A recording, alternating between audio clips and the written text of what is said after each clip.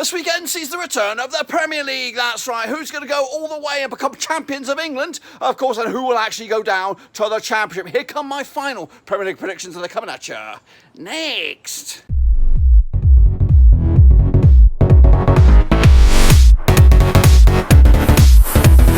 That's right, folks, back once again with a prediction video. Today we're taking a look at the end of season rankings, that's right, of the Premier League. Who is going to go be the up to the tip of the top, and who's going to go all the way down to the bottom? I'm going to do it in my own special little style in just a second. Of course, if you're new, where you been, smash your subscribe and bang up to date. All things Rovers related, Premier League related, world football related. We got all here, boys, under one roof ski. Of course, we are going to work our way from the middle of the pack all the way down to the bottom, of course, to the relegation zone. But then we're going to do the big climb from 10th all the way to the top. Who's champions, of course, at the end of it. We'll look at it in a second. Of course, big shout out to my VIPs. They are the patrons, of course. But anyway, enough about that. Let's get into it.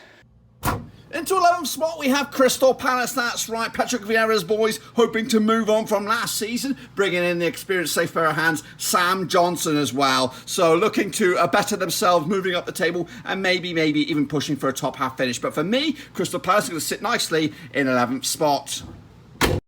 It's a 12th spot now. It is Potter's boys. That's right, of course.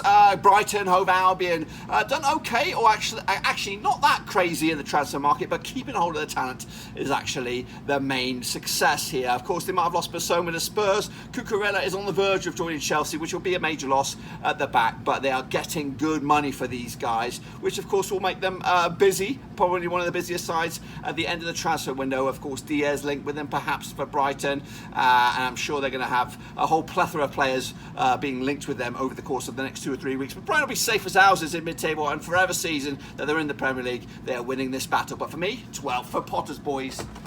13th spot, it is Brentford with Thomas Frank. That's right, of course, losing Christian Eriksen, a major blow for their midfield prospects, but they are bringing in some exciting players, including Damsgaard from Sampdoria. Yeah, and every season is a bonus for them. They are doing a different style, of course, over at Brentford, buying them cheap and selling them big, and of course it'll be another season of that, but another season of safety in the Premier League. 13th for Brentford. Into 14th spot is Bruno Laga's boys for Wolverhampton Wanderers. That's right, they're going to be relying on the Mexican sensation Jimenez to score the goals. Keeping him fit is absolutely paramount. If he goes out, injury, suspension, who else is going to score their goals? They're probably going to have to go and spend a bit of money over the transfer market to find a suitable candidate. Will he be actually at Blackburn Rovers? Could Diaz be putting on the orange shirt of the Wolves? We'll have to wait and see, but for me, they're 14th. Turn off the light. Into 15th spot, it is the returning Nottingham Forest. Goodness gracious me, it's been a lifetime since they were there in the Premier League, but they are back this time around. But can they make it into, of course, a second season in the Premier League? I hope so. And I've got them there doing it quite comfortably in the end. Stevie Cooper's boys, he knows what he's doing. He's been forever the bridesmaid, of course, with Swansea, trying to get to the Premier League, the promised land with the Swans, but he couldn't get there. But he's there with Forest, and he's there on the first time of asking, and what a job he did to get to this point. What signings he's brought as well. Hendo is a great keeper. He wants to go to the World Cup. He's got a point to prove, as so does Jesse Lingard. That's why they're going to be safe as houses in 15th spot. 16th spot is, of course, Leeds United. That's right. Under, of course, a freshish set of eyes. That is Jesse Marsh's boys taking over from Bielsa last time around. Of course, there was a bit of panic stations, and of course, they did hang on by the skin of the teeth last season. But he's had all summer, all pre-season, of course, to change it up a bit. But it's going to be a bit of a tall order for Jesse Marsh, losing likes of Phillips, Rafinha as well, 2 juggernaut of players. But on the flip side, he has brought in a couple of players that he knows well from his days at Salzburg. Salzburg seems to be a breeding ground for talent these days. Haaland's coming out of there. Minamino's come out of there, and others, of course. But yeah, this season it'll be a rough one, tough one, and don't get me wrong, there'll be moments of doubt with Jesse Marsh's regime, but hopefully he can last the distance, last the season, and maybe kick on next year after this. So for me, 16th spots, Jesse Marsh boys. Leeds will stick around for yet another year, but will they sign a bloody Chilean? We'll see about that.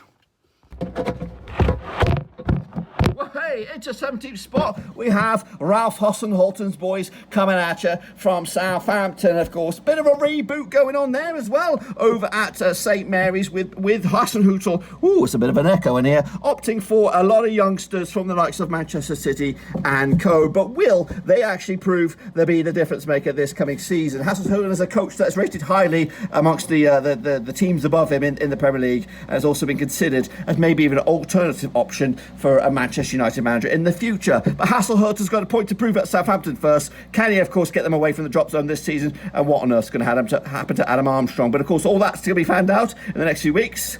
For now, let's move on.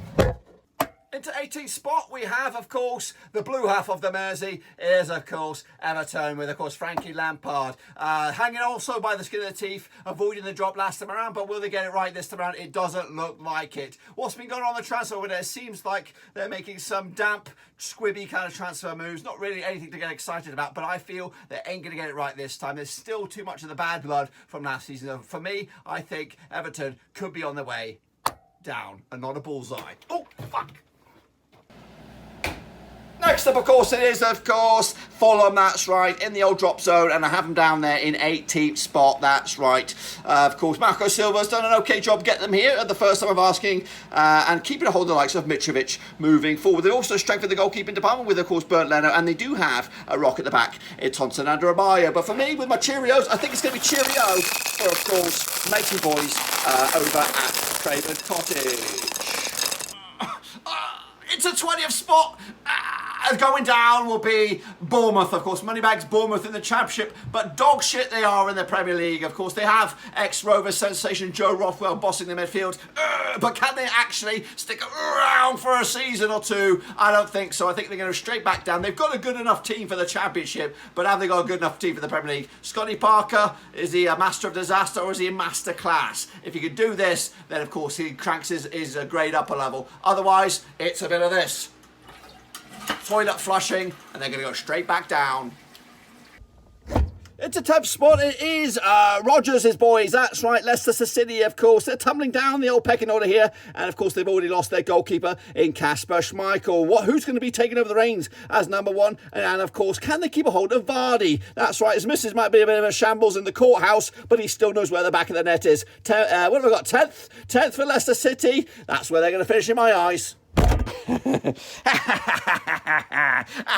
It's a nice spot. We have, of course, the lovely West Ham United with David Moyes' boys. That's right, the Scottish sensation, the Scottish Ginola. Ginola? I meant Mourinho. That's right. I don't even know what I'm talking about. But anyway, of course, spending a bit of money on Sakamaka and, of course, Onana to strengthen their front three there. Also strengthen the midfield as well. 9th spot is all right, but it's not as good as the glory days a couple of seasons back where they were pushing for Champions League football. But also keeping a hold of Declan Rice at the back is monumental, considering the likes of Phillips from Leeds United did opt to join Manchester City. So for me, a season of steady Eddiness, but unfortunately they ain't going to be knocking on the door of Europe anytime soon. Is that right, Luna? That's bloody right.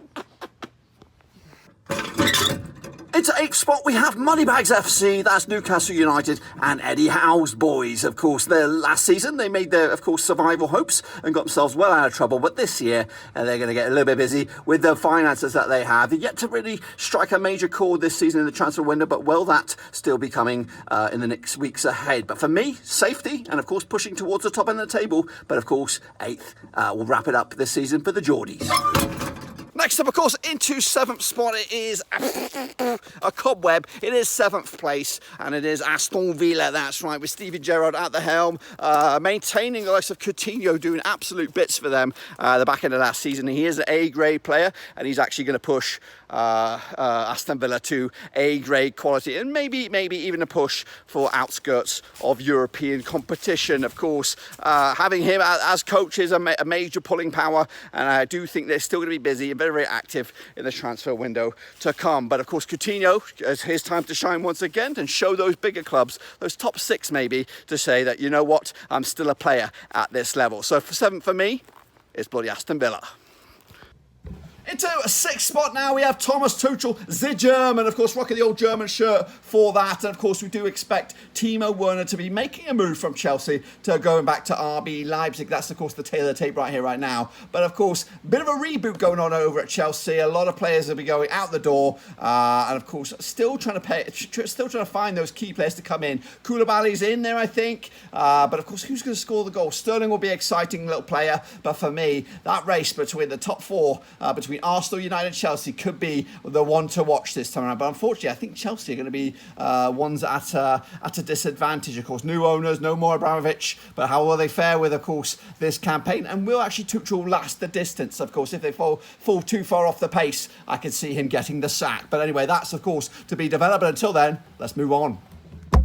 Okay, into fifth spot we have, that's right, Manchester United, of course, and Erik ten Hag. He's coming here to try and turn things around, but he's finding it life too difficult. He can't even keep a hold of Ronaldo. Where's he going to end up? Of course, keeping a hold of him for me is, of course, an absolute must, but I think he's got dreams of Champions League, so that's the story that's going to bubble throughout the transfer window, and realistically, he hasn't really fixed up his midfield. It's still got the same old square pegs in round holes, and of course, they're not going to go anywhere near that Champions League football at the moment. For me, though, fifth, Ten Hag will see that as a bit of a damn squib, and of course, that's not what they want him there for. They want Champions League, and they ain't going to get it.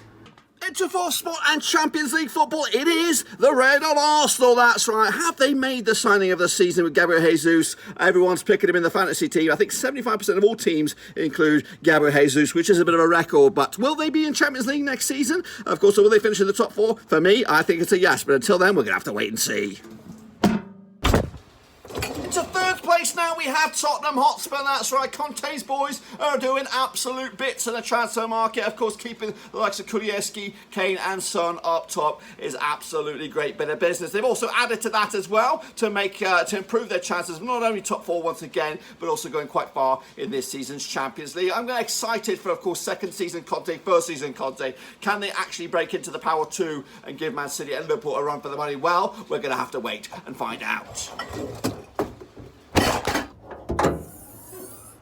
It's the second spot we got now, of course, it is Pep Guardiola and then Manchester City. That's right, too little too late for them, despite bringing in the money bags or sensation, goal scoring supremo, Haaland, of course. Yes, I think they're going to be pipped to the post by somebody else. Who's they going to be? We'll find out that in a second. I think also we're experiencing a bit of a rebuild going on with Manchester City before our eyes as well. When you look at some of the players, Bernardo Silva's on the verge of going to Barcelona, and also Ake's moving back, I think, to Chelsea.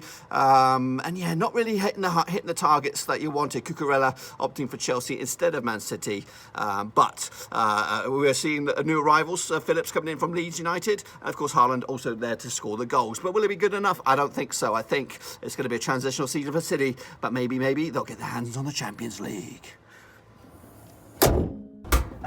Finally, into top spot, it is the Germans, that's right, it's Jurgen Klopp, of course, getting his hands back on the title once again after a couple of seasons' absence, that's right. I do think Liverpool under Klopp are doing some sort of reboot right in front of our very eyes. Nunes has come in, of course, and matey boy Diaz from last season has already adjusted like no man's business, so slowly but surely we're fading out the Manes, of course. Firmino could also be on his way, and also Salah has actually signed on for a longer period of time. So right before our very eyes, Liverpool is evolving, but they're evolving slowly and surely, whereas on the flip side, the Manchester Cities, yes, they might have got one of the hottest talents in world football, but what's going to go on behind the scenes with, of course, at the back, with, of course, the defence rebuild, midfield is also getting a bit of a facelift, but ultimately, I think Liverpool, under Klopp, will finally get their hands on another Premier League title. Well, there you have it, folks. There you bloody have it. Of course, my tip for the title is, of course, them bloody Scousers. That's right, reclaiming their hands on the glory once again. I think Klopp's done an absolutely fantastic job, but will I be right at the end of the season? Well, make sure you subscribe. Of course, hit the little bell as well so you can come back, whether it is in December, whether it is at the end of the season, to see how bloody right I was. And, of course, what about my tips for the drop? Do you agree or disagree? Let me know your final rankings down below in the old comment section to see how close you are, of course, so we have a record of who is actually good and who is actually actually terrible, but believe me, I'm going to be bang on point with that. So make sure you subscribe, of course, if you're new, and check out the links down below. We have weekly Premier League predictions right here in the channel, so make sure you check that out. Also, extensive coverage throughout the season of Premiership news and also the bloody World Cup. Make sure you come back for, of course, a full, extensive detail of the World Cup this coming year. And, of course, I'll be there with bells on all the way through until the final whistle. But that's it. Of course, looking forward to this weekend's kickoff. Hopefully, you'll be there as well. And, of course, make sure you check out the Rovers content. But until then, boys and girls, we're done.